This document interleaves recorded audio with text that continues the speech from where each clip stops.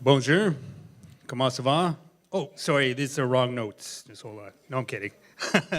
Good evening. Merci. Sila denize nake kon suje. Klikli kwan gotiati.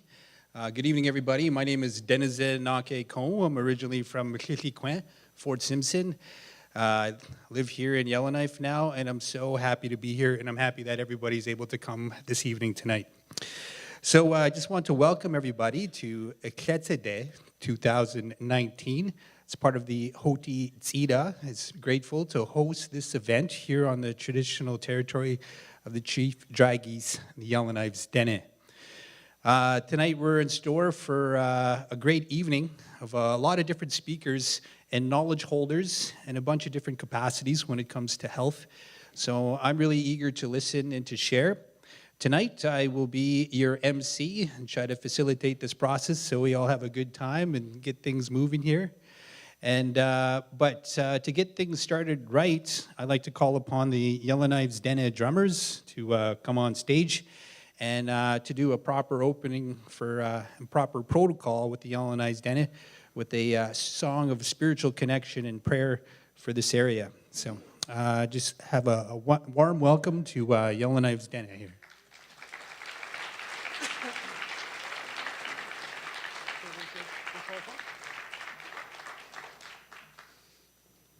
Hello. I want to thank you guys for having us here, and I'm going to do a song by one elder named Joe Charlo. He's singing about angels in the sky watching over us when we're walking on the land and giving thanks to the Creator for everything we have. Because a lot of people, like especially with Dene people, are out in the land all the time. We're gathering, we're collecting, we're living out there and surviving out there and teaching our families how to survive. So for centuries, like all our families, they're strong people because of no hospitals or no stores or anything like that. Everybody survived for centuries. That's why all of us are here. That's why every one of you guys are here, because your families are strong people. They survived through illness, through catastrophes, through everything. So I'm just going to do a prayer song to give thanks to the families, give thanks to the Creator, and ask the angels to watch over us when we're walking on the land. So can everybody please rise? Merci.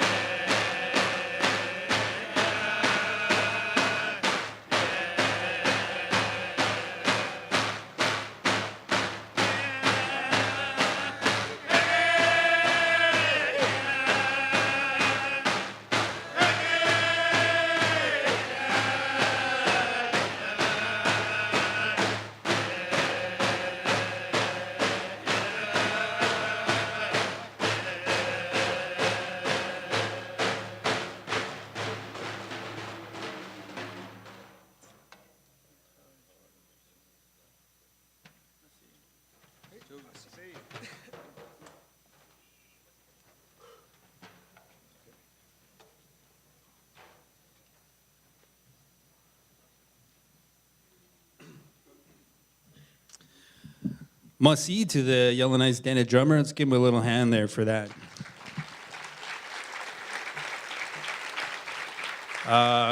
Protocol in our communities is so important.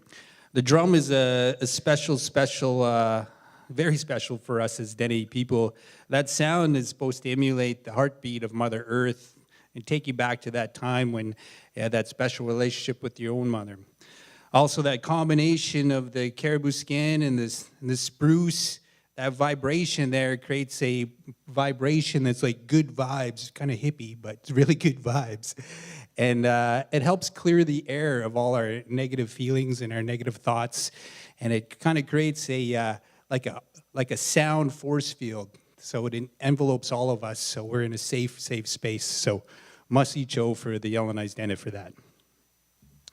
All right, tonight we're going to be talking about Indigenous and community health and health research here tonight. This event is hosted by Hotıì, ts'eeda, the NWT Strategy for Patient-Oriented Research Support Unit. They work to support more involvement of communities in patients in health programming and health research here in the Northwest Territories. Hotıì, ts'eeda is hosted by the Clean government, led by a coalition of Indigenous governments, the GNWT and the University of Alberta. It is funded by the Canadian Institute of Health Research. The Ełèts'ehdèe is Hotıì, ts'eeda's annual gathering where stakeholders from across the NWT and Canada gather to share about Northern health research and hear from community members on what Hotıì, ts'eeda should be focusing on for the next year.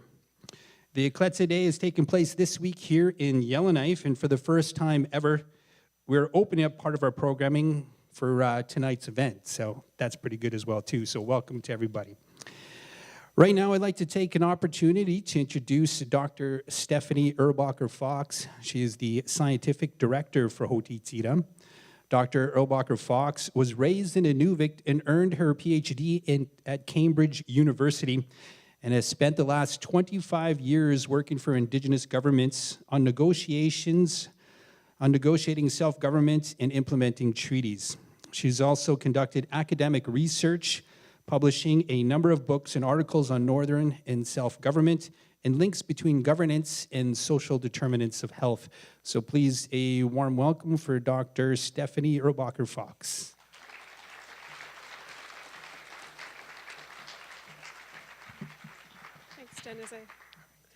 Good evening, everyone. Thank you for being here. On behalf of the Governing Council and the staff of Hotıì, ts'eeda, I'd like to welcome you to this evening's public event, Research, Resurgence and Indigenous Health. As Denise was saying, Hotıì, ts'eeda is funded by the Canadian Institutes of Health Research and the Strategy for Patient-Oriented Research. It's one of 11 such units, 10 in the provinces, and right now we are the only territory to host this type of unit. All of us are focused on involving patients in all stages of health research and ensuring that health research makes it into the hands of policymakers. In the provinces, a unit like ours would function very differently. They focus mainly on health research being done in hospitals or by scientists, by health sciences researchers, and medical practitioners, and in the context of larger scientific and Western medicine initiatives. The provinces also have a lot of physical infrastructure and human capacity to build from. Our unit is the only unit in Canada that's hosted by a self-governing Indigenous government, the Clean government. It's the only one with a council made up of a majority of Indigenous governments working together toward a vision that sees building health research approaches and health research capacity with a focus incorporating Indigenous knowledges and ways of knowing. The name for our unit is Hotıì, ts'eeda. This is a Clean phrase, and in that language, it means working together for good health and working together in a way that we leave each other in a state of grace. In the NWT, Indigenous peoples have suffered a long history of overcoming colonization and its impacts. Hotıì involves patients in health research, primarily by building health research capacity with a focus on Indigenous strengths. Too often the stories we hear about Indigenous health and Indigenous peoples highlights the negatives or deficits. Programs and services often require Indigenous people to change, to fit into what's being offered. Hotıì's partners and our governing council have been really clear with us. This organization is one that must meet communities where they're at, and it must recognize and build on the strengths of communities. This is an orientation of respect, and it's in contrast to approaches that marginalize Indigenous people. Colonization leaves no one in a state of grace. Dominant-subordinate power relations leave no one in a state of grace.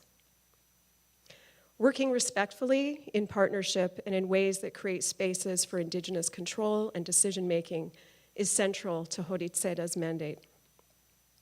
The speakers we've invited here tonight embody approaches to Indigenous health that are based on honoring the resurgence of Indigenous culture and Indigenous strengths. The work they do is a testament to the potential of Indigenous peoples to redefine their present and their futures in the face of both historical and ongoing colonization and its impacts. We hope this evening will leave you with a deeper understanding and appreciation for the importance of Indigenous cultural resurgence as a basis for good health, and an appreciation of the importance of working together in ways that leave all of us in a state of grace. Masi.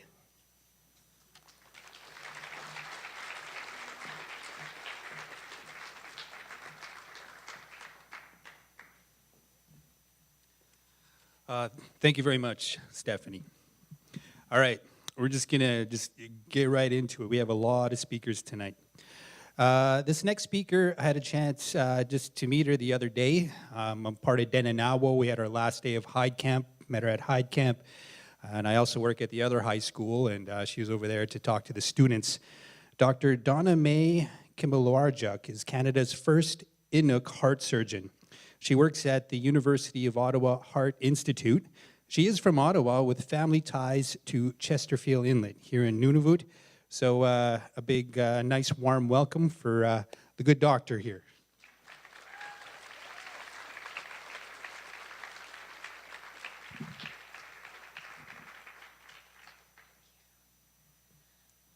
Okay, good evening. Oh gosh, I hate these bright lights. I can never see you guys. Okay, thank you, and Kuyanamik, how we say in Inuktitut, for having me speak here tonight. Thank you for bringing up the lights. I like to be able to see who I'm talking to, right? Like, it's more engaging. It really is a pleasure to be here. It's my first time coming to Yellowknife, and to be able to spend yesterday and today speaking with youth in the community and community members, and really learn and listen to people's stories and share has been really, really special. So, as you've heard, my name's Donna May Kimbelarjuk, and I'm a physician, and I'm still technically in training to be a board-certified heart surgeon, but that's what I do every day, heart surgery. And I'm Inuk, that's singular for Inuit, for those who don't know, from Ottawa, but as mentioned, I originate from Chesterfield Inlet, Nunavut. Being recognized as the first of this, that, or the other has really come with some amazing platforms like this to be able to share my story and speak with people, and go to Parliament and the Senate and House of Commons and meet really important folks in the country. But I must admit, I do have or suffer from imposter syndrome, that especially at times like this where I feel like, okay, they want me to speak, and who wants to listen? Like, what do I have to say? Especially, I'm very early in my career. That's a comment I get from a lot of people. It's like, oh, you look young. It's like, I look younger than I am, and I feel older than I am. But nonetheless, here I am tonight, and here you are. So when asked to come and speak tonight, I was, looking at previous talks or previous themes, and I think correct me if I'm wrong, but I saw the theme for this year's gathering is building on strength, which I love. because that's something that resonates with me on a personal level, as it has been my guiding mentality in my life. And as we look at how Indigenous culture and health intersect, I really do think it is the new mantra of the 21st century. Because if you were to ask the general Canadian population, or maybe even some folks in here, in what ways do Indigenous culture and health intersect? Or ask Canadians to give examples of how they do. I hate to say that I wouldn't be surprised to hear if people would say or give examples of, well, the statistics of, TB rates are 290 times higher in Inuit in Nunavut compared to the rest of the country. Or the suicide rates for Inuit men in Nunavut are 9 times higher than that of the international average. Or you would even get maybe a response from some people that's quite frankly racist, but, the drunk native, and, you're all drinking and drunks and substance abuse and mental health problems. Or still the number of reservations that have drinking water advisories. There's all these negative connections between Indigenous culture and Indigenous people and health. But I would argue that these same Canadians that probably give these examples, that probably very few of them also realize that these health stats and the current state of our health are a direct result of colonization, of the relocation and placing people into artificial set communities, of residential schools, of intergenerational trauma, of how our ancestors' lives were forcibly changed out of harmony and into disarray. And this is as recent as just 1 generation ago. I mean, my mother went to residential school, and believe me, I have felt and suffered the consequences of that. And so when I think about our current state of health and where we've come from or what the past has been, I have this one analogy in mind that I've had actually for a few years, and I've never really shared it. And I tried to do a Google search. I don't think anyone's published on this, so I really hope no one else has heard this analogy before. And bear with me, because when I told my partner, who's non-Indigenous, what I was going to be talking about, he goes, "Oh my God." He's like, "You can't talk about that. That's way too radical. Like, oh my God, what if you get quoted saying this?" And I was like, I'm fine with that. I think I can explain it out. So bear with me. So it's my analogy of how I think of our current state of health and what's happened. And let's go back to colonization, because that's when things all got changed, right? So when we look at colonization and the Europeans, or specifically the British, let's say, that came over here to Turtle Island, it is analogous to a parasite infecting a host body. As a physician, I think of things very clinically, right? And so once I learned, about parasites and infections in medical school, I was like, oh my God, this is what has happened in our country. I don't know if anyone's heard this, but hopefully it'll make sense. And please, please, please, I do not want anyone leaving this talk saying, well, Donna thinks Europeans are parasites. That's not the point, okay? I have nothing against European peoples themselves. I'm talking about the actual migration of people from Europe leaving their host environment, their natural environment, coming to an unknown environment, and taking over. And so they came to a foreign environment, a healthy host. Our communities, our lands were healthy. And like a parasite, they quickly took over and multiplied, infecting the functionality of the healthy host, our communities, quickly using up the host's resources, literally using up our resources, and destroying the normal function of the host, weakening it and taking its nutrients. This is exactly how a parasite works. The host, Indigenous peoples, Indigenous cultures, our communities, have been sick. And it takes time to recover from that. It doesn't just happen overnight. It doesn't just happen within a generation.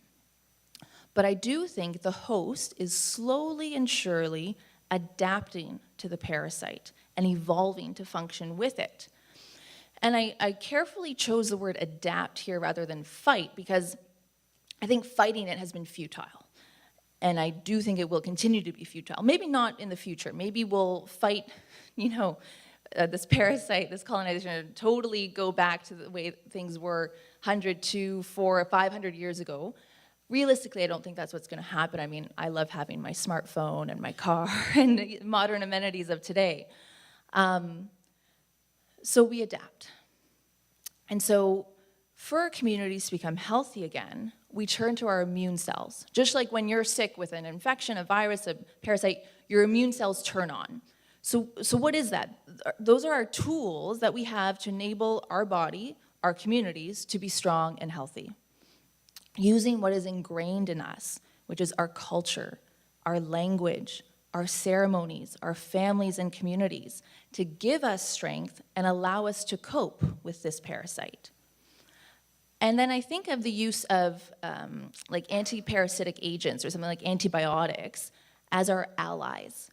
These are the non-Indigenous Canadians who get it, who understand reconciliation, who are there to advocate for our rights and fight for our rights, and just have the goal of helping us. So this is how I have seen colonization by the Europeans, by the British in my mind. And I think it sets the mind frame to understand how and why our communities have been suffering, why people are unwell, and why we aren't 100% well yet.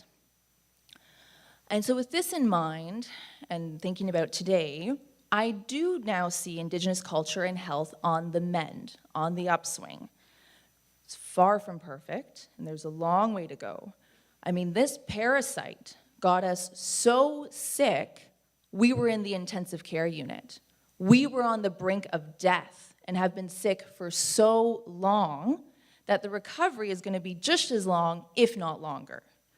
But as we reclaim our cultures, we can shift our energies and our focus from solely on the negatives or solely on just surviving and change it to recovery and regaining our strength and even thriving with rich culture. And so, taking things into a bit of a more positive light perhaps, what we have known as Indigenous cultures, what we've known forever, is that health is about wellness, not illness. In Western medicine, we are so focused on illness and on a diagnosis. I mean, I'm a heart surgeon. I'm focused on the heart. I'm focused on the blockages. I'm focused on the diabetes, the obesity, the kidney problems, the diagnosis. And too often we forget that we aren't just treating a disease or a diagnosis, but we're treating a person.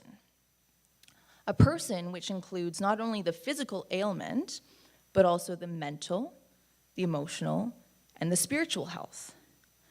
Our elders, our connections to our cultures, to our land, has taught us this. We've known this forever. And I do think Western medicine is finally now catching on to this. I mean, I was taught in medical school just a few years ago that, when you see a patient, you have to see the patient as a person. What a radical thought. You have to see them as a person. And there is this slow shift or even a push in medicine to focus now on wellness, what we call in healthcare primary prevention, which is making sure that a person is well and taking care of themselves so that you prevent getting sick with diabetes or heart disease or stroke or you name it. So we're now trying to ensure that, we're making our patients healthy and well. But we, as Indigenous people, are so fortunate that we come from cultures that are family-oriented and are rooted in community. Because that too greatly has an impact and improves our health and well-being. Again, what we've known for millennia, that we need to take care of our elders and have them involved in community and family. What we've known, Western medicine is only now realizing it and publishing about it. So for example, it's been published a lot that if you look at elderly folks, those that are well connected to their family or to their community and are involved in social activities and get out of their room or get out of their house and see people, they live longer compared to folks who are socially isolated, alone in the nursing home and don't have visits with people. They don't live as long. Or people who are affected by chronic illnesses, so those that are involved in their community and well supported by their family do better than those who don't have that. So Indigenous culture and being connected to it is vital to our well-being and to our health.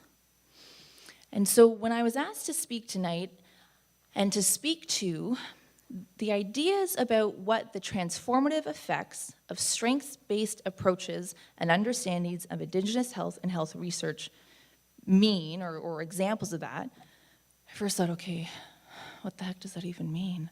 Like, I didn't know, that's such a long sentence. I had to break this down. I'm sitting there, I'm like, oh my God. So I did a Google search. Thank goodness for Google. So, because I was like, what does strengths-based approaches mean? Okay, so I'm gonna share it with you, because I hope I'm not the only one who doesn't know what that means. So Google told me it's a type of positive psychotherapy and counseling that focuses on your internal strengths and resourcefulness, and less so on your weaknesses, failures, and shortcomings. It also sets up a positive mindset that helps you build on your best qualities and improve resilience. And I found that a listed benefit of strengths-based approaches is to look at how systems are set up, especially where power can be out of balance between a system and the people it's supposed to serve. So all in all, it's a healthy coping mechanism if you think about it. And I feel like the wise people that I've met in my life, my parents and grandparents and elders, they've taught me this, to use this mindset when I've been going through something difficult in my own life. And I think that this is something that our communities and cultures are focusing on now too. And this is completely demonstrated by the cultural programming and services initiated by Indigenous communities and being offered to Indigenous communities. The resurgence of practicing our culture, of being connected to our traditions, being connected to our land, are examples of strengths-based approaches to improving our health and well-being.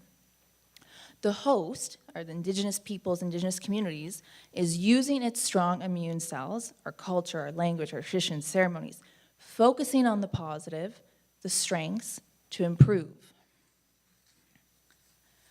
So on a grander scale, as I kind of think about that question, or thought about it some more, the question also becomes, how do we get others, though, non-Indigenous Canadians, to transform their views, to view us in strengths-based ways? Because we know we have strengths-based going on. And often when they say, oh, truth and reconciliation, I'm like, what do I have to reconcile? I didn't do this. Like, it's the white people that need to reconcile. They need to learn. So how do we change that? How do we get their views to change from viewing us as stereotypes, or from seeing, news stories of Indigenous health, poor Indigenous health outcomes, not as an annoying news story, but as something that's relevant and important to them? How do we get them to have buy-in and see that the current systems set up, i.e. the government, healthcare, provincial and federal government, FNHIB, that they're not adequately helping the people that they're meant to serve, which is us? How do we get folks to feel engaged and encouraged by the strengths and resiliency of Indigenous Canadians, to focus on creating positive outcomes, to be our anti-parasitic agents? I mean, that's a big, big question, and I think it's kind of where we are now, and I definitely do not have all the answers. But I do think the first step is knowledge. Knowledge is power. As cliche as that sounds, it's cliche for a reason, because it's true. So by continuing to do Indigenous health research, to increase the number of our Indigenous scientists, social scientists, researchers, doctors, to increase the amount of quality research done by Indigenous Canadians about Indigenous Canadians, is the first step. Or if it's research that's not being done by Indigenous Canadians, have us involved in the ethics review and in the protocol and in the dissemination and writing of the papers. Have the research done in a way that reflects the values and the needs of the people that are being researched. And so having the research out there, asking these questions of, well, what are their needs, or what are the top 3 priorities for this community to be healthy, or what are they struggling with, or what do they need more of? Asking those questions and doing the research to find out, and putting that information out there, the public can then be informed about the illness that has been present, colonization and its effects, and can be informed about the positive changes that are occurring. Today I was at the youth engagement and met with young women in their late teens and early 20s, and hearing about all this programming that's going on throughout the territory and other provinces that are getting folks and young people connected back to their land, or getting them connected with elders, like amazing programming that's coming out there and then the positive effects it is having on our people, get that out there so non-Indigenous Canadians can learn about that. And then they can see what they can do as allies. You can get them engaged, get them encouraged, get buy-in. But without any of that knowledge, it's impossible to act. And so moving forward, as I think my time is coming to an end soon, but moving forward, what I see or what I hope for is a strong connection between Indigenous culture and health with buy-in from the systems that serve us, which is, government, healthcare, programming, and not just buy-in, but implementation of Indigenous values, ways, and culture into the services being provided, and also having Indigenous values reflected in our health research. My hope is that the host, remember our communities, our people, regain our health with an increase in our immune cells, so our cultural practices, traditions, and languages, and anti-parasitic agents, our allies in government and healthcare, to come together and get to that level of what we call in science homeostasis, that term for balance, for well-being, that things are right. So thank you so very much for listening to me speak tonight. It's a huge, huge topic to talk about, and so I feel like I've perhaps just skimmed the surface, but I hope that I've gotten the juices flowing, those brain juices flowing and thinking, and perhaps set the stage for the rest of the speakers to really dive into some of these topics in great detail, and get you guys engaged and excited about Indigenous health and research.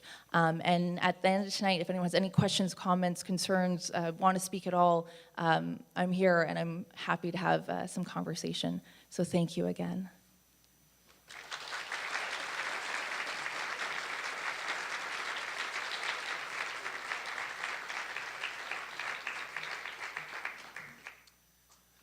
All right. Thank you, Donna May. Very interesting topics. Some of the work that I do, I explore some of the impacts of colonization on Indigenous people and Indigenous communities. And we kind of focus on that, but really like what Donna May had to say about how colonization has impacted all of us, not just Indigenous people, and how we think about things, how we see things, and how we feel as well, too. With that, I would like to introduce our next speaker, Dr. Marie Wilson. Spent over 3 decades building an illustrious career in journalism before becoming one of 3 commissioners of the Truth and Reconciliation Commission of Canada. At the TRC, she worked for 6.5 years to reveal the history and impacts of more than a century of forced residential schooling for Indigenous children. She is now pursuing aspects of reconciliation beyond the TRC as the 2016 Professor of Practice at McGill University's Institute for the Study of International Development.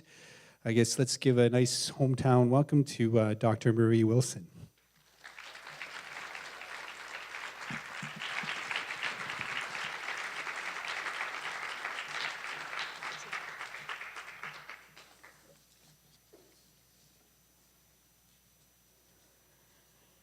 Thank you, Ełèts'ehdèe, for the land acknowledgement, and to Hotıì ts'eeda for the invitation to be here. I'm very glad to be here tonight. Unlike Donna May, I do not have time for a keynote address, but rather 10 minutes. Those of you who know me know that's almost an impossible task. And so I've taken the liberty of written notes, and I hope you'll allow me to plow my way through them.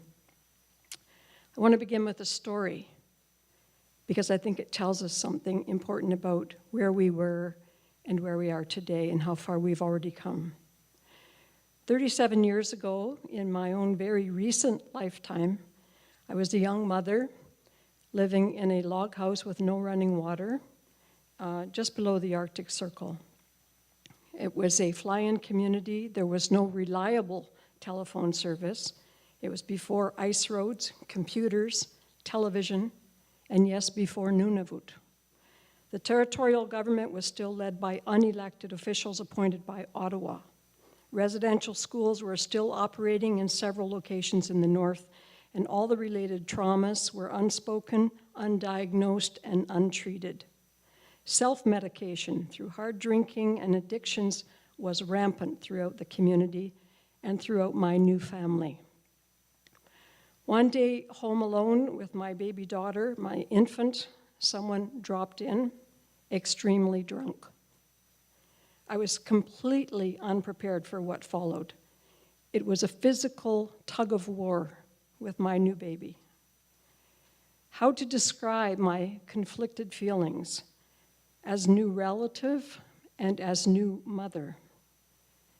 And in the end, my heart spoke, telling me to hold on to and protect my child, this little life that had been entrusted to me as mother.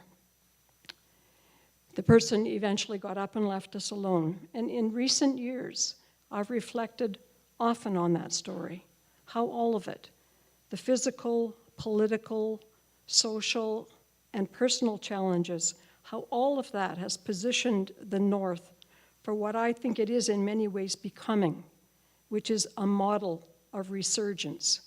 I say that in respect of the title for Research, Resurgence and Indigenous Health. And at the same time, how it also helped prepare me personally for my role in what I hope will be understood and remembered over history as a model of research, the biggest oral history project ever undertaken in Canada. And of course, I am talking about the Truth and Reconciliation Commission and my own role in it as commissioner. Not to dwell on the negative, but for us to be brutally honest with ourselves about the realities. I killed my daughter with suicide. This was a devastating confession, and it was uttered by a sobbing mother, just one of 7,000 others who also broke through their pain to speak to the TRC. The stories of their childhoods in forced schooling revealed previously hidden parts of our own national history, Canada's historic assumptions about presumed racial and spiritual superiority, its policy determination to claim Indigenous lands and silence Indigenous voices, and its strategic plan for residential schools to rupture the transfer of Indigenous languages, cultural knowledge, and even family ties. Our research and the survivors' own statements make clear that residential schools where children were learning their habits for life were often not healthy places. Too many kids, not enough space, not enough food, not enough education, not enough supervision, and certainly not enough love. There were infirmaries in most of the residential schools, and many of them were not safe places. There were also segregated Indian hospitals, where many school students were sent much farther away, unaccompanied, for extended periods. Personal safety was no guarantee there either. We also learned about forced sterilizations and starvation experiments conducted on children. We learned about the schools with no playgrounds, but many with attached graveyards, some with unmarked mass graves. Several were surrounded with barbed wire, and one had an electric chair. Today, individuals, families, and communities, as we've already heard, are living in disproportionate hardship as a result and dying in disproportionate numbers because of those devastating effects that the schools had on the health and well-being. And thank you for the setup, as I've said in my own notes here, like invasive bad germs transferred across generations. That legacy belongs to Canada as a whole, and addressing that gap belongs to all of us. Well, luckily, there have been pockets of deep Indigenous resilience and resurgence throughout the country. In this gathering, just one such example. The very fact that the Truth and Reconciliation Commission ever existed at all is another extremely bold example. The governments didn't want one after all, and neither did many of the churches who ran the schools. But the survivors of the schools won their court case, and one of their conditions, hard fought, was for a Truth and Reconciliation Commission so that their voices could be reclaimed. Resurgence, resilience. And the mandate they gave us as commissioners makes clear what they were trying to achieve. It was all about healing. It says there's an abiding desire to put the events of the past behind us so that we can work towards a stronger and healthier future. a sincere indication and acknowledgement of injustices and harms experienced by Aboriginal people, and the need for continued healing. The truth of our common experiences will help set our spirits free and pave the way to reconciliation and healing. So that issue of healing was taken so seriously that it required culturally appropriate health supports for our work. And what does that mean? It meant this: Indigenous healers and traditional knowledge keepers were integrated to work with Western-trained counselors, therapists, and doctors in dynamic teams. It was an important precedent and a model, I think, worth further study and evaluation, but possibly also for continuation. Was it just a project, or do we need to be continuing based on the positive lessons we learned? We also responded by trying to be ever mindful of the healing potential of how we did our work, the potential for respect as healing by the formal grand entries to our national events in highly visible ways that respected protocols and traditional homelands, the power of culture as healing through the nightly celebrations of song and dance and artistic exhibits, the wealth of language as healing. I remember so clearly the singing of Happy Birthday in as many Indigenous languages as we could muster to honor the thousands of survivors' birthdays never acknowledged or celebrated in their childhoods. We heard so much about such deprivation and longing and countless stories of physical hunger. But what happens when such breadth of healthy nourishment is withheld from a child, and not just food? How the mind is damaged when children are taught lies about themselves and each other. I hated white people. I hated being Indian. I hated my parents. I hated their brown faces. How the body is damaged when children are starved, sometimes in the face of adults who keep the best quality and quantity of food for themselves, and when physical punishment is extreme and frequent. I learned to steal at residential school. We were so hungry, we learned to steal food. How the heart is damaged when loved ones are denied access and intimate contact is used for sexual predation, humiliation, and shaming. I didn't know how to hug. I was afraid I was one of them.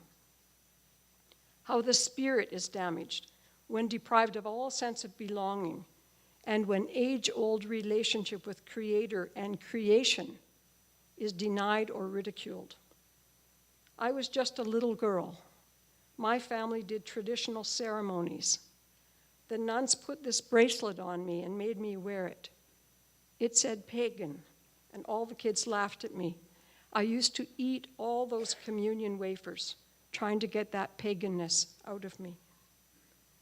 So from a research point of view, the TRC did not reveal what was wrong with Indigenous people. It revealed what was wrong with our country, and it revealed what happened to Indigenous people. I think that's a very good starting point for follow-up research. To honor the parent left behind, one of the images we often use throughout the TRC was of a nursing mother and baby, the maternal bond that goes so far beyond just feeding.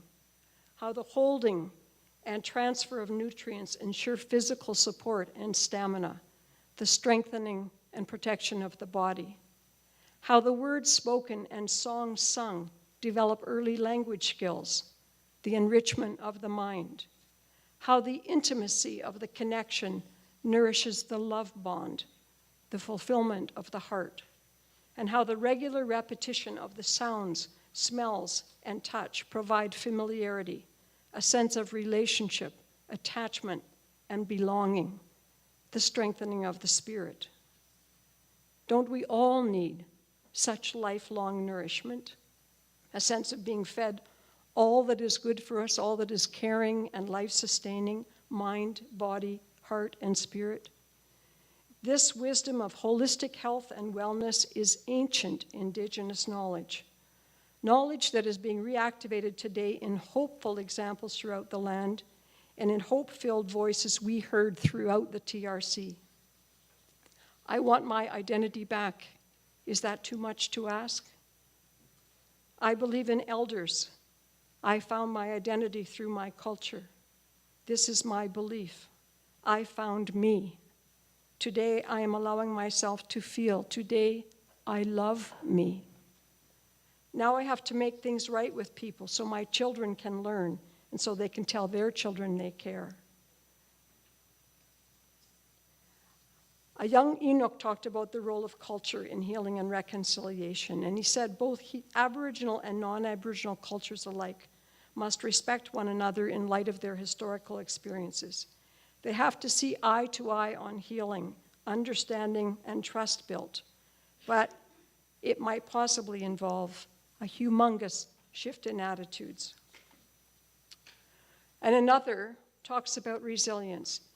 Hopefully, if we truly believe the pain of the residential school legacy has had an intergenerational impact, then it necessarily follows that there will be intergenerational survivors too. In the name of our best friend, resilience, we can look forward to intergenerational resilience, looking forward to the future, working together to keep important healing work going. This week I came across a meditation mantra in the ancient Sanskrit language, for of course not all indigeneity originates in North America. And it was Tvam Eva Mata. It means the universe is our mother, the bedrock of that ancient traditional teaching of natural law. It reminded me of so many Dene elders over the years who have said that if you take care of the earth will take care of you. That our way of being in the world and with each other, if it is a caring, respectful relationship, nurtures a response of unconditional love and support and sustenance, like the bond between mother and child. Others have said that when times get tough, they go to the land for healing. And I remember one elder in particular, perhaps some of you may also, Stanley Ełèts'ehdèe, telling me in the context of a papal visit by Pope John Paul II.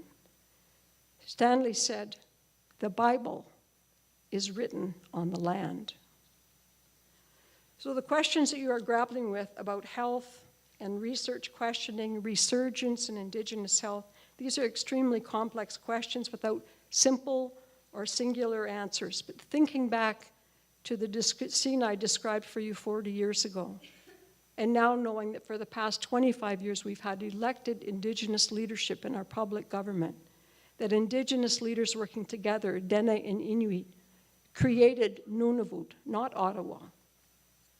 That this territory was the first place in the country to introduce mandatory education for all students around the history of residential schools, treaties, and the UN Declaration on the Rights of Indigenous Peoples, and so much more work that is now happening, spinning off of that. And of course, this growing network of academics and health professionals who are doing all they can to advance the big work that was described by the courageous survivors through the residential school project. So I want to leave you with a final thought as encouragement from an old book called Leadership is an Art. We do not grow by knowing all of the answers, but rather by living with the questions, searching for knowledge and wisdom, and of course, justice, health, and healing. Masicho, merci beaucoup, Kwain Nami Matna.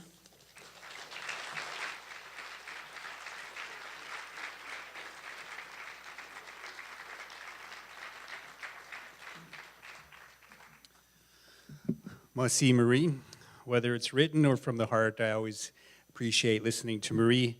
I've been really lucky and fortunate and grateful to have Marie in my life, pretty much like family, not only for me, but for my daughter as well, too. Lots of great work. All right, up next, Dr. John B. Zoe is the Chief Land Claims Negotiator for the former Treaty 11 Council of the NWT from 1994 until its conclusion and the establishment of the Clecho government in 2005. For me personally, John is like one of my mentors and somebody that I really look up to and really enjoy listening to him speak on a number of different matters. John is now the senior advisor to the Ełèts'ehdèe government and also to the chair of the Hotıì ts'eeda Governing Council. So nice warm welcome for Dr. John B. Zo.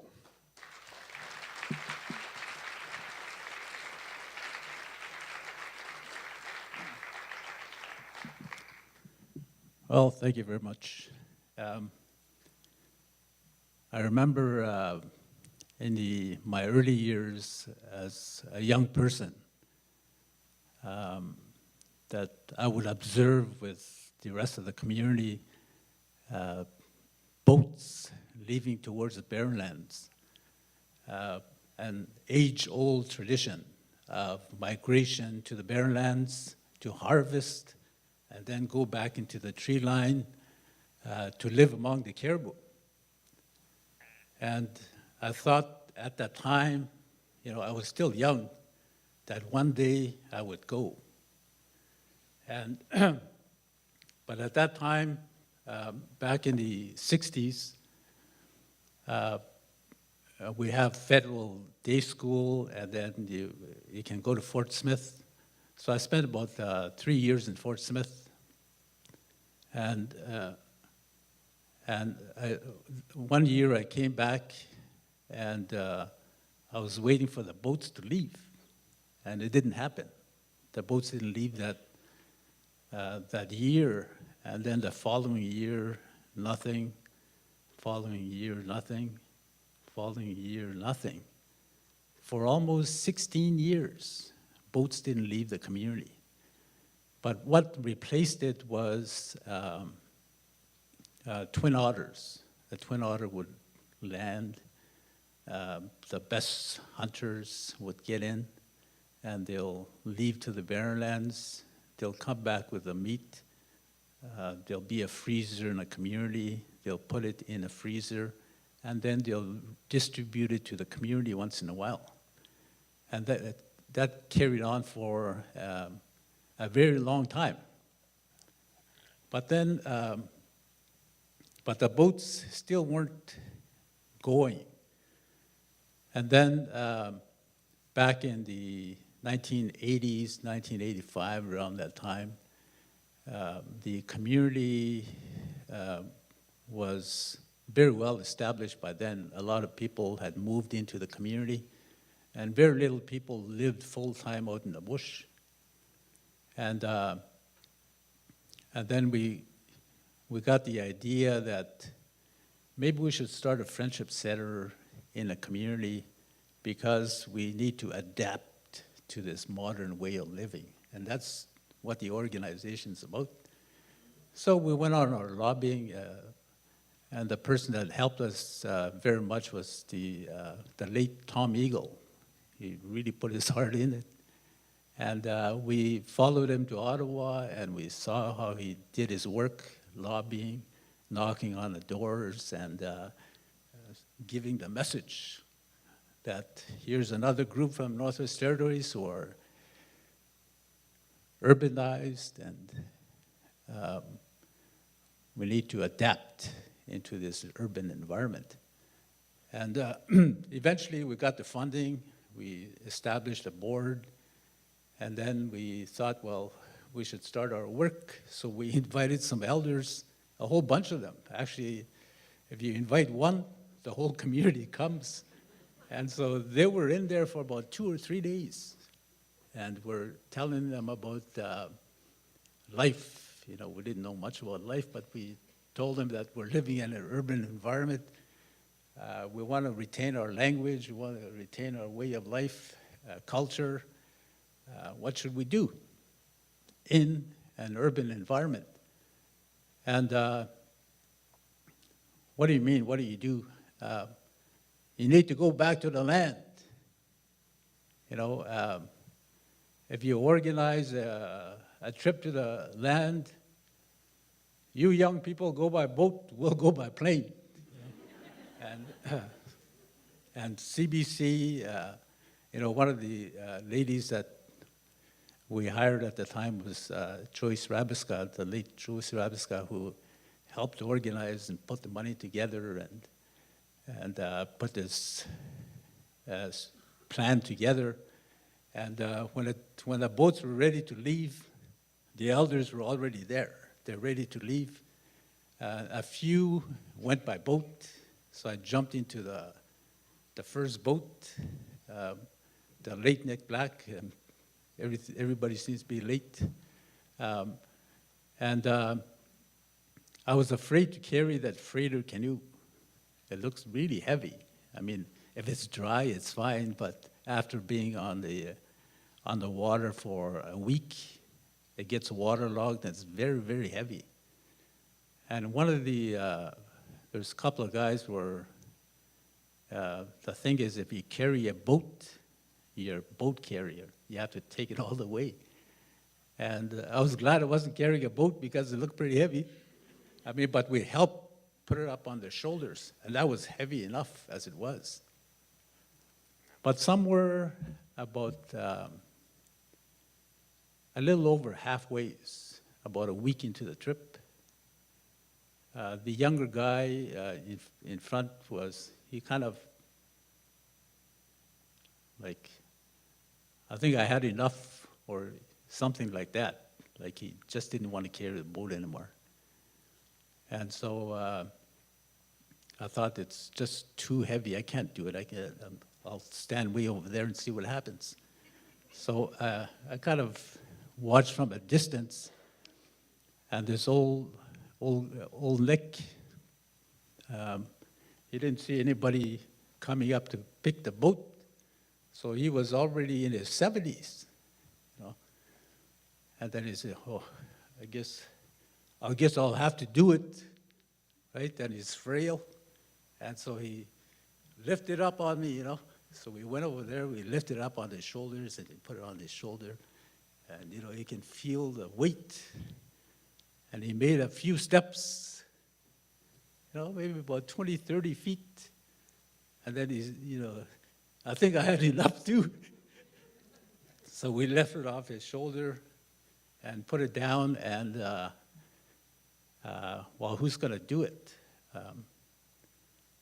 Nobody's stepping up, so I thought, well, I might as well give it a shot. There's nobody else there. So I'll do it. Okay, good. You do it. We'll lift it on their shoulder. So I get underneath, and they lift the boat, and it landed on my shoulder. I think I shrunk about a foot because you can't really see in the front because of the freighter canoe. It's like this, and you can see the trail, but not much beyond that. So then Nick is walking in front so I can at least see his feet. And I don't think I went further than he did. I said, well, I think I had enough too, you know. But he was in front coaching and says, you know, if you feel that it's too heavy and you want to give up, you just take another step. And then you take another one, you take another one, and another one, and then you start floating. Well, I'll do that, but I'll rest first. You know, so they unloaded because, you know, you're ready to block out, you're ready to black out, you know, everything's going dark. And I think it was for safety reasons they took the boat off me. But after a good rest, you know, like you're just flat out on the ground, just trying to cool off. And I don't think I walked any distance in this room. And finally, I got my second wind and put it on my shoulder. Then I started walking, and I can feel the weight. And then I thought, well, I'll just take one more step, and it just gets heavier and heavier. And all of a sudden, you just don't feel it anymore. You know, it's just like you're floating. And so you say, well, that's what happens. You start to float, and then you can go all the way. You know? And so over time, I quit putting the boat down. I'll just go all the way because that's the way it used to be. And but the thing was that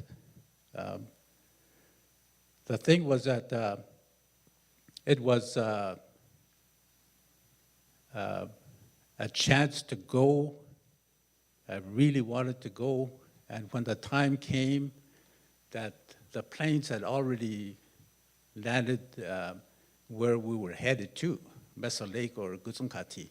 But along the way, I discovered that there's lots of graves of individuals, of babies, of old people, some with crosses, some with cribs, some don't have any before Christianity, place names, and trails, the name of trails, and the genealogy that comes with it, was all this information was just coming. And then we made the last portage to Mesa Lake, which is just goes up straight like that for all the way up to the end of the room. That is just straight like that. You almost have to crawl up with this boat and without stopping. And so that the boat doesn't slip off because it's so steep that they put a rope on the end of it, and there's about 4 other young guys who are pulling it up, and we're just standing straight, walking up like this, and they're just dragging us up, and all we had to do was just put our foot down on the next one, and eventually we got over the toughest portage. Ts'eeda. And that place name is so old that if I started telling you that story, it would take hours and maybe days. But that's how place names are really packed. And over time, I discovered that these place names is really a story of your own beginnings, of how your relationship with the land, the animals, and the environment was forged. And one thing I discovered was that when we were approaching the ones that came by boat, there was just a tent city, and the boats were approaching, and then the volley of shots were going off. And in that volley, this emotion just came pouring, like a sensation I never felt in my life, that this is what it's about. This is what it's like to be a Ełèts'ehdèe. This is us, you know. And when we approached the land with the people there, everybody was smiling. And the closer you got, all the people on the shore were laughing, they're smiling, they're happy. And that's what it was about. For a brief moment of time, everybody was happy, okay? There's no problems that would put you down at that moment. And that, I think, is what I thought that everybody should feel. Everybody should have that feeling, because it's like a gateway into your language, into your culture, and into your way of life.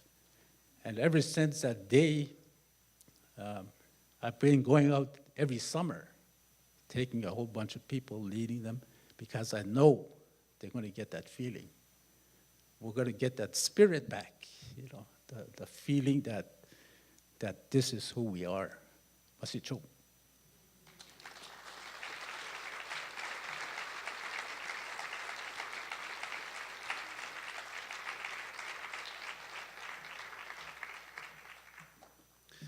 Masi, John. All right. It's a great evening so far. I just want to thank everybody here for coming out once again and hanging out and listening. Right up next, we have Jenny Vandermeer. She's a member of the Ełèts'ehdèe, in the Hotıì region of Ełèts'ehdèe or Northwest Territories. She's the founder of Ever Sexy Health and Wellness, an online health support group for Northern women based in Northern realities. She's a very strong health advocate and a facilitator, and lots of fun to be around. Ladies and gentlemen, put your hands together. Jenny Vandermeer.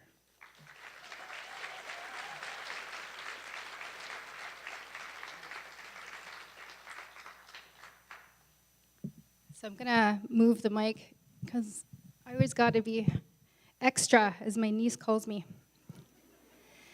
Jenny Vandermeer ts'eeda Dela Ełèts'ehdèe sa Ełèts'ehdèe. Indu llagolina kwe. Jo nega gudine lesra tira jo etata masine kurusine. So in my language in Deneke, which in English is North Slavey, I just introduced myself. My name is Jenny Vandermeer. I'm originally from Delaney, but I live in Norman Wells. And I just want to thank the organizers for inviting me. I truly appreciate this opportunity. And I'm not a doctor. We had like 3 doctors in a row. I am by no means an expert in wellness. I'm actually a wildlife biologist, but I do have an interest in wellness and an interest in culture because of my own experience. So, in terms of health and wellness, I find that a lot of people, and it's not meant in any kind of disrespect, a lot of people typically say, oh, well, Indigenous people have these issues, or people in our communities are having these issues, or, you know, they should go get help, they should go get treatment, and it's always a they thing. And it's not very often that people really think about themselves and their mental health and their well-being. And so I got to go back a bit to tell you my story about how I got to where I am today. So I grew up in Delaney, and my mom was raised in the bush, Dishinta. So I was the first of my generation to be raised in the community. My mom went to residential school in Inuvik. However, she didn't talk about it, so I didn't even know about residential school until I was in my 30s. So I saw a lot of dysfunction in the community, but there was also dysfunction in my home. My stepfather was a white settler, and he had addictions issues, drugs and alcohol. So there was violence and there was addictions in my home growing up. So I saw my dad being violent with my mom from a very young age. So this took a toll on me. As a teenager, I was very insecure, I was depressed, I had anxiety all the time, and the only thing that really helped me was alcohol. When I drank, I was the life of the party. I'm sure some people here kind of remember that still, but I was lots of fun. I'm still fun, but just like a little tamer. But yeah, it was alcohol, and I'm not talking about having a few drinks here and there. I'm talking to the point where I was getting blacked out drunk maybe 4 or 5 times a week, and I started getting into hard drugs. And this was the time when fentanyl was coming out, so it was extremely risky, me being a single mom, to be doing these types of things, to cope with all the pain and the trauma that I had witnessed as a child. So in my adult life, instead of breaking that cycle, I continued it. I brought alcohol and I brought violence into my home. I was with a man, my child's father, who didn't treat me very well. He was physically abusive, and that just fueled more of the trauma and the dysfunction. And that continued for several years. And there finally came a point in my life when I knew that if I didn't stop the way I was behaving and get help, that I wouldn't make it past the next day. Either I'd take somebody's life by, drinking and driving or something like that, or else I would end my life because I was so depressed. And I couldn't live that way any longer. So with that decision being made, I decided it was time to move back to the Hotıì region. I'd been gone from the Hotıì since I was about 16, pursuing post-secondary and just living in Yellowknife and other countries across Canada. I knew that I needed to get rooted within my culture and be closer to family in order to heal. So all the speakers before me are mentioning that Indigenous people know what they need in order to heal. And I did, without even actually like knowing it deep within me. I knew that if I returned to my community, or close to my community, or returned to my home, that I could start the long healing process. So with that being said, the first few months of my sobriety were horrible. That was the first time I'd ever experienced feelings, because I'd numbed myself for so long, that to even feel happy or sad or angry was a foreign concept to me. So allowing myself to feel that, I felt like a crazy person. I couldn't handle it. So I needed an outlet. So I turned to exercise and I turned to nutrition. And then I started sharing my journey on social media, and I started talking to people about it because they were like, oh, I see you're working out and you're getting sober now. That's great. And I'm like, yeah, we'll see what happens with it. And then I decided to get further training it in nutrition and fitness. So I've got several certifications, and I've been working with women across the Northwest Territories, across Canada, and even in the United States on their mental and physical well-being, as well as their spiritual and emotional. I think it's a whole big picture that you need to focus on when it comes to health. However, when I first started my journey, I was only thinking about, I need to work out so that I don't drink. And I need to lose weight because everybody says if you quit drinking, you lose weight, which is total BS, by the way. So that was my focus in the beginning, which was very westernized way of thinking about health, being that skinniness equals health. That's not the case at all. And it wasn't until I started working on my stuff that I realized that to be a whole person and to be healthy meant that I needed to reclaim who I was and my identity as a Dene woman. I get my strength and I am resilient because I am Dene, and I get it from my family. I think about all the women that have come before me, my grandmother, my great-grandmother, my mother, and they are powerful examples of resilience. And their power runs through my veins. And I think about that a lot, especially when times get tough, because a lot of people think that once you quit drinking or once you get healthy, everything is rosy, everything is perfect, but that's not the case. I have to deal with life now without that crutch and learning how to be a healthy, happy person.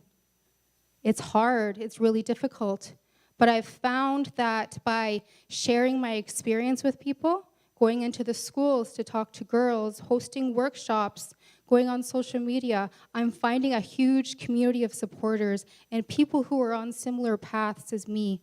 So we're able to reach out to each other. It's been amazing. So I think that if anyone is struggling and you think that there's no way you can get out, it is possible. I'm an example of that. I used my culture, my language, talking to elders, listening to recordings of my grandmother and my elders to help me get through. Going to see a counselor, which is really hard in communities where there isn't a counselor. But you need to try as much as you possibly can because there is no one-size-fits-all. You try as much as you can and you adapt. As Indigenous people, we're extremely strong and resilient. The very fact that I'm standing here today talking to you goes to show how strong we are. And so I choose to honor my body. I choose to honor my time on earth because my ancestors paved the way. They did so much for me to be here today, and it would be disrespectful of me not to honor that. There's this one term that my family uses to me when I'm going through a hard time. In Ełèts'ehdèe, they say, remember, ts'eeda, which means we are strong. And to me, it means we're resilient, is really what it is. So with that, I just wanted to leave there. Namaste.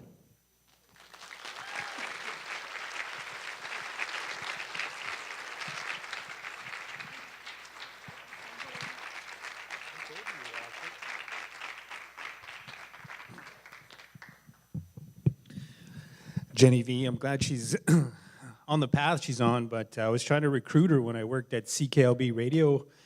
I thought it's Jenny V on CKLB. Psh, it writes itself. Maybe one day. Maybe one day.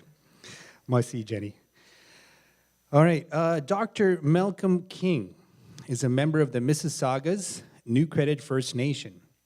He is one of Canada's more prominent experts on Indigenous health and has served as the scientific director for the Canadian Institute of Health Research Institute of Aboriginal People's Health.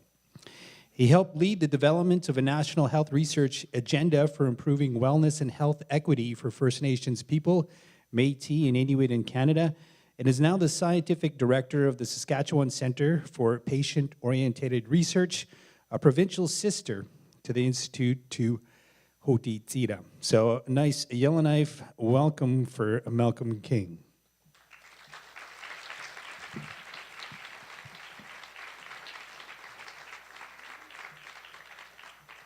Thank you very much for that kind introduction, and I'm happy to be here in Yellowknife, in the territory of the Yellowknives.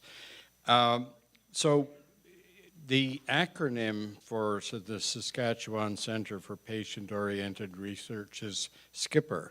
So when I took on the job a year and a half ago, they started calling me the skipper of SKIPPR. I want to talk about two things in my 10 minutes here. I've already used up a half a minute, I think. One is about patient-oriented research and how I view it, and how our network of support units across the country view it. It's many different ways. And the other is wellness research, because in a way that's the theme of this conference and this evening. Research traditionally was done by researchers. I'm a researcher. And I'd like to think of this introducing, so research is good, but it's only one head. Well, there are many different heads, but we all kind of think alike. And so research is rather focused, and it doesn't involve necessarily all the other kinds of things that ought to be there. So if you think of patient-oriented research as a three-legged stool, I usually have a PowerPoint behind me, but try and imagine a three-legged stool. And that's the minimum number of legs for a stool to be stable, to be able to stand on its own. So research done by researchers alone is like a one-legged stool. It's pretty darn unstable. You can't just leave it there, and it's not that much use. So the research system thought about this, and they said, let's bring in the health system people, the decision makers, the health professionals, and we'll get their ideas on what needs to be researched and what needs to be done with it. And so research then became like a two-legged stool, the researchers and the health system people. But it still wasn't stable. It still couldn't stand on its own. And so the third leg of the three-legged stool is the people, the patients, the families, the communities. Now, it's not just political correctness bringing in patients, families, and communities into health research. It actually makes good sense, because patients, families, and communities have an expertise of their own that is complementary to the expertise of researchers and health system people. It's lived experience, living experience with whatever it is that people bring in, living experience with diabetes, living experience with HIV, with cancer, and it's living experience with wellness, with resilience. And this, together with the expertise of researchers and health system people, makes us much more whole as a research team. So wellness research, I wanted to talk about that too. wellness research, so we all want to be well. And so who's an expert? Well, there's expertise in terms of living well with diabetes. I think we've all heard that kind of term. Living well with HIV, living well with cancer. And that's very important. People with those experiences, the patients, families, and communities that have those experiences with specific kinds of diseases or conditions bring that important aspect, that expertise to research teams. And they need to be involved actually in all aspects, not just being, deciding on the research agenda. That's extremely important, but also whatever else that they can do, taking care of the research, taking care of the findings, implementing the findings, taking them to the decision makers and making sure that they get put into practice. But it even goes beyond that, because wellness isn't necessarily about any particular disease or condition.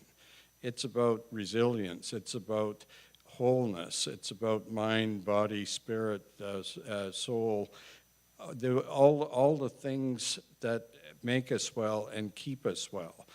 And so what we're hearing from our patient families and communities, and certainly the leaders in this, are First Nations, Inuit, and Métis peoples in Canada.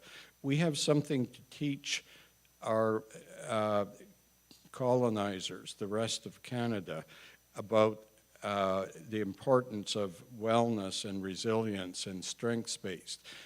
We've been doing it for a long time within Indigenous health research, and the rest of the country is starting to catch up. So that's an important part of what we do in our patient-oriented research networks. Well, what is it that makes us well? What is it that keeps us well? So from the point of view of wellness in the context of, say, diabetes or HIV, it's that resilience that allows people to be better able to live with the condition or disease they have.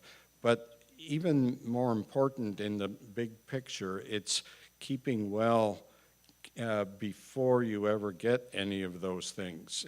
So in the absence of any disease, wellness is the concept that we need to deal with. I have one final thing that I would like to introduce, and that is a little bit of a complicated phrase, the colonial etiology of disease. We've heard a lot about this in various ways. I thank Donna May and Marie for their analogies about colonial history and the analogies of parasites and germs. But down underneath, it's the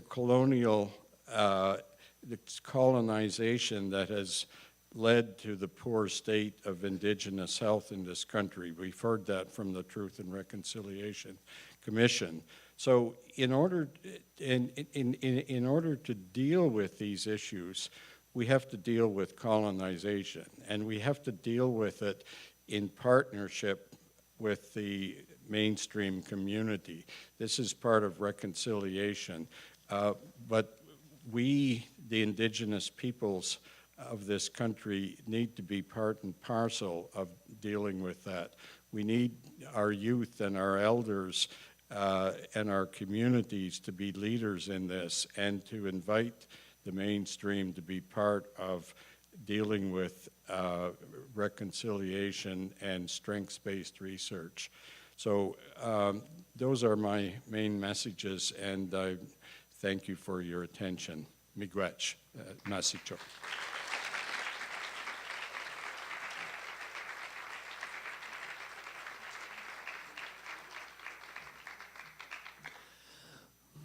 Malcolm King. He asked me to say Malcolm, but if you get doctor in front of your name, you gotta like use it all the time. I know if I was a doctor, I'd make people call me doctor all the time, especially at restaurants. Reservations, tables ready, Dr. Nakeko. Finally. Okay. All right, with that, Beisha Blondin, and not a blood relative for me personally, but feels like an auntie. As an elder from the Hotıì region with 40 years of experience in Indigenous traditional healing and living in harmony and balance, she works to preserve and revitalize Aboriginal cultural knowledge and belief systems. She has worked with communities in the north and across Canada for over 35 years, delivering land-based healing programs, developing wellness plans, and teaching ceremonies, healing practices, cultural competency, and traditional knowledge approaches to wellness. She's also involved with the Arctic Indigenous Wellness Foundation. So let's give a nice warm welcome for Auntie, or Beisha Blondin.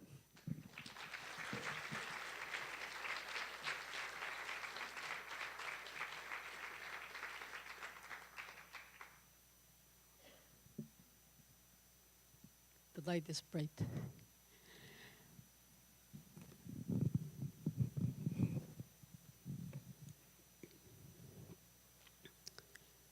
I want to tell a story. Part of healing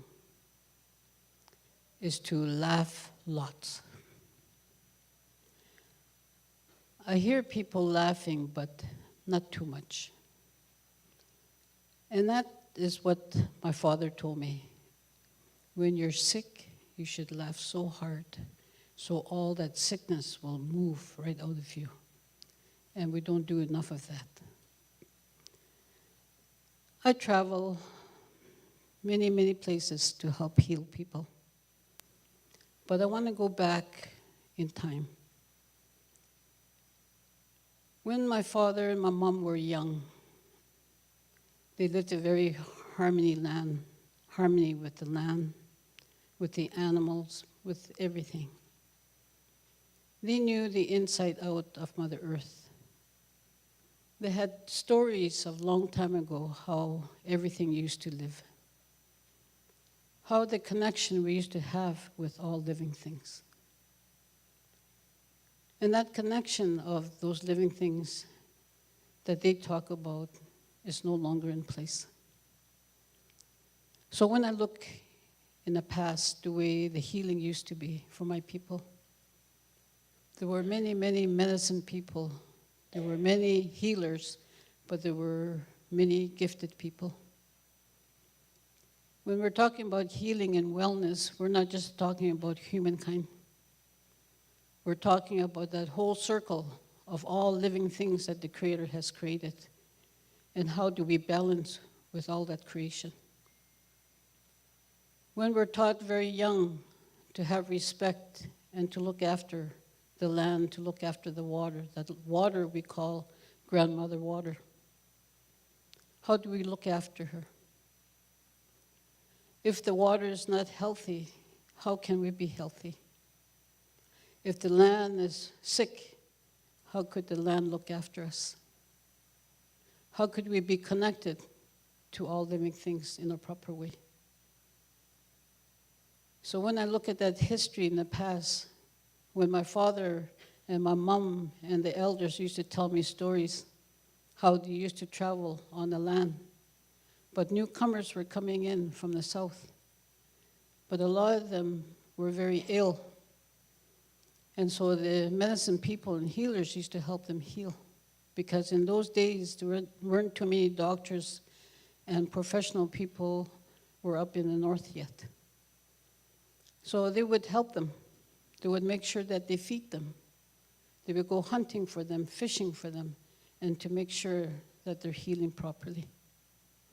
They would bring medicines from the land. Sometimes we used the medicines from the animal. And how can we help them? So the elders never stopped talking about those stories because we need to pass it on to our young ones.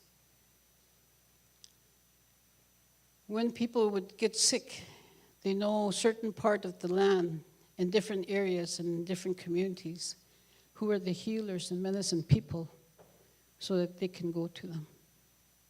As time went by, everything started to change. And that change was just that lose that connection of each other and how we connected with new people. Eventually, all those things started to break when they started finding minerals, oils, everything up in the north. And it started to divide our people. It started to divide the people that we just got to know. Then things started coming and the land started to get sick. The medicines were also starting to get sick because there's so much changes in the air, there's so much changes in everything. And the elders were telling the stories that they're worried about our grandchildren and the great-great-grandchildren and way-grandchildren. What are they going to have when they grow up? If we don't look after the land, we don't look after that water, how can we feed the world with that fresh water?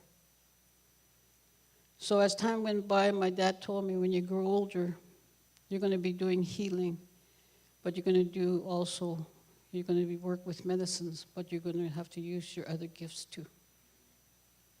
As I travel different parts of Canada, I started to see the changes of water, the smell of it.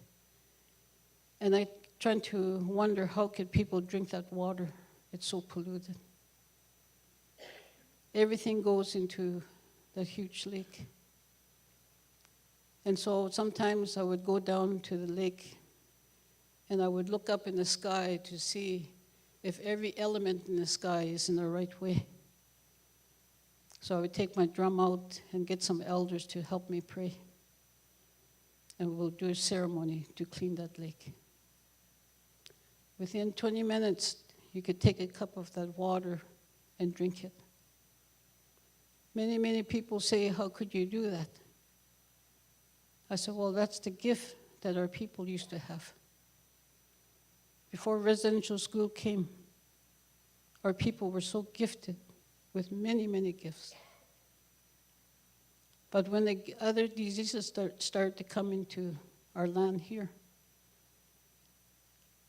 our healers and medicine people couldn't heal the people because these diseases they did not know. How could you heal something that they've never seen before? And the smell of people getting sick and dying. We didn't have those medicines on the land. So people had to move away from the main land as people were dying and put them healthy ones on the islands. And that's how our people survive. As I get older and as I work in this system, the health system, the wellness system, for years and years and years helping my people get well,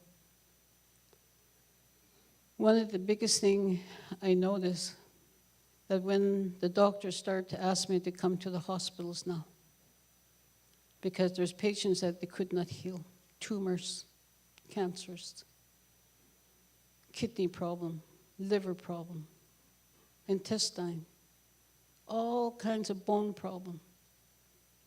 And they say there's no way that we can help these people.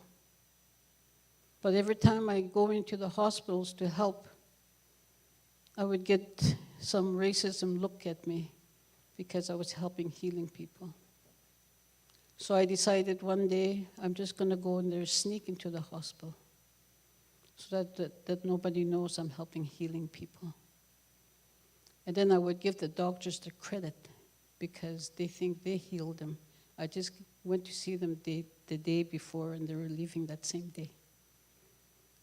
So as I was doing more and more work, I went across Canada. In Toronto, a huge hospital asked me to come in. When we're talking about diabetes, it can really hurt people a lot. And there was this young man that had diabetes so bad that Below both of his knees were completely black. And he didn't want his leg to get amputated, so he asked me to come.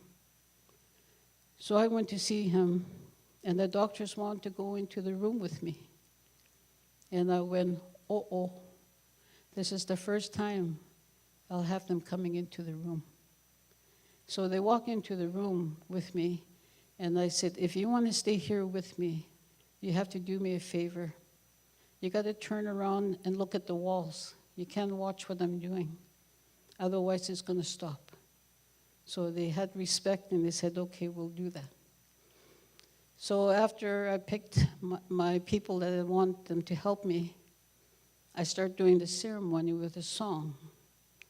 In our healing, we also have songs, and some of the songs are so high-pitched, and it's because that high pitch in our healing song has to hit the spirit world we call heaven, and it bounces back with the gifts from the spirit healers, and it will bounce back with that song, and it will hit that person, and it heal that person. So after I finished the ceremony, all my people that were helping me, they put all my tools away. So I told the doctors, administrators, and some of the nurses to turn around and take a look at that young man. When they look at that young man, from the knee down, it was just normal. Both legs were just normal. So I told him, I said, can you stand up and walk on it? And dance on it, jumped on it, and see how it feels. And he started crying. He said, I never in my life have ever seen anybody could do that in less than 20 minutes to heal my leg to normal. I work on tumors that are so huge that doctors can't operate on those tumors. And within 3 weeks, that tumor is completely gone. Those are the gifts of life that we have put away, but we need to bring it back for the future. Because we need all of you to help each other and come together as people. We've been so long separated because we look at each other not with that respectful way, but we look at each other as how could we stay divided and not work with each other. Imagine how much power we can have. We can heal the whole world with a disaster that industry is doing, governments are doing. If we could make that world in a better way and start working towards the 7 generations for your grandchildren, great-grandchildren, and great-grandchildren, we want those grandchildren never to see what we have gone through. We want to set a beautiful, healthy life for them in the future. We got to stop thinking about here and now, how we can benefit for ourselves in this world right now. We need to change that aspect so that we can heal together and so that we can progress together and change the government structure the way it's working. It's not working. It's making Canada look bad. You need to change that so that we have workable government people so that we can have the best health system, the best wellness, the best social programs, the best education with the modern way, but also the cultural way. And that's what I work towards everywhere I go, is that making people come together and change the system that's not working and make it the best so that it can help heal all the humankind, not the race of people, but the humankind.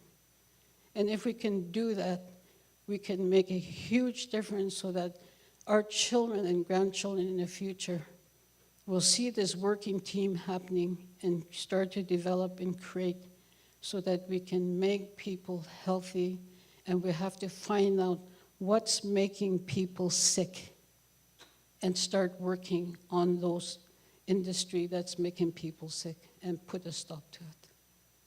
Let's keep Mother Earth the way it was given to us.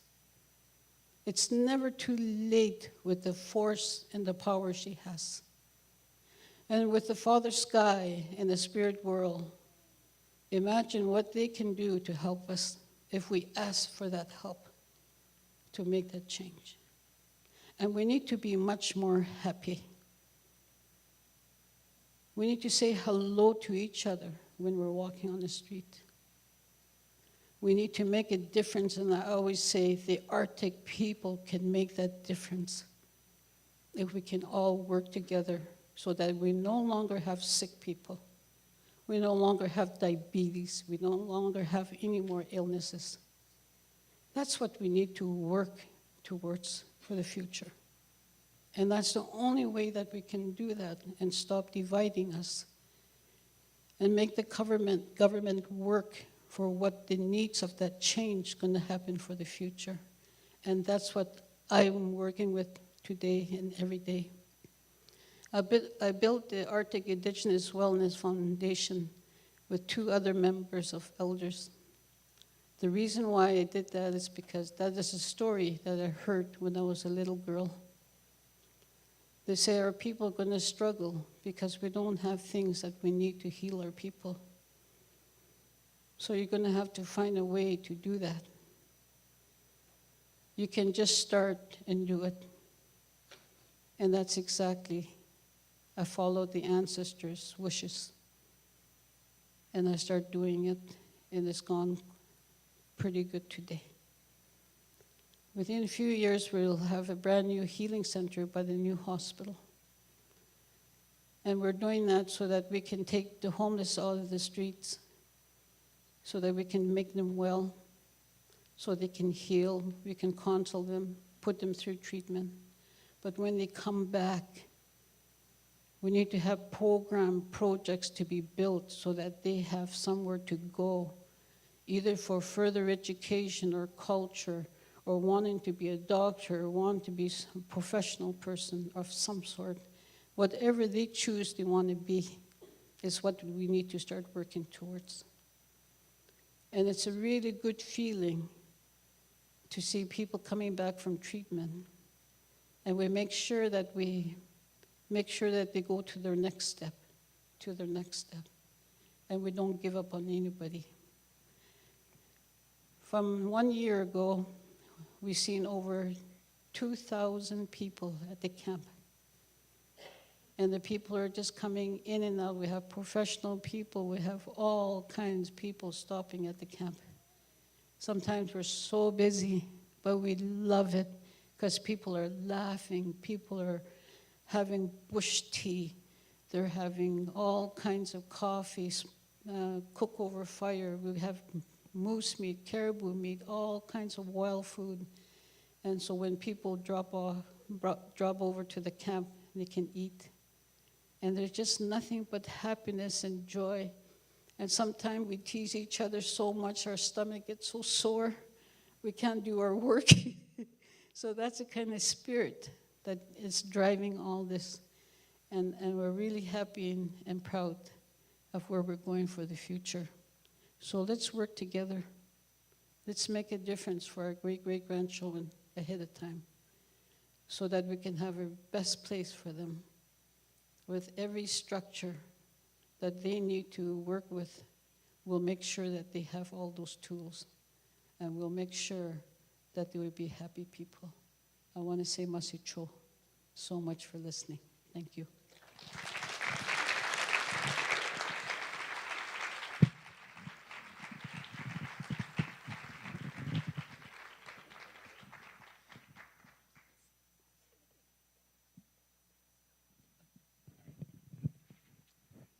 Another hand there, Bishop Blondin. I'm just going to invite all our speakers to come out on stage, and so they can enjoy the limelight a little bit more. How about another big hand for all these people working so hard to make sure that we're healthy, make sure our communities are well, and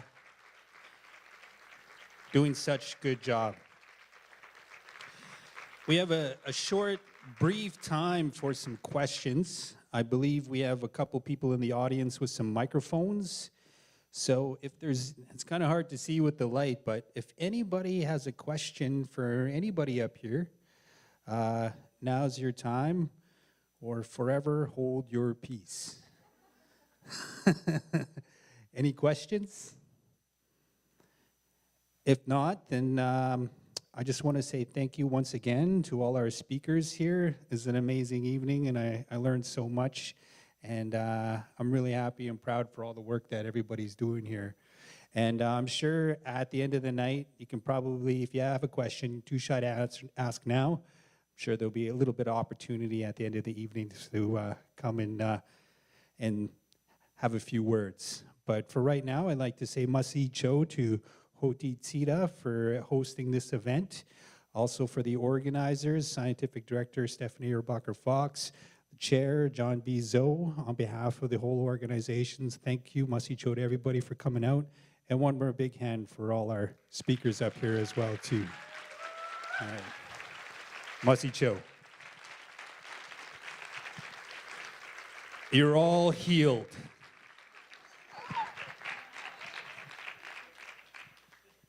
All right, have a good night.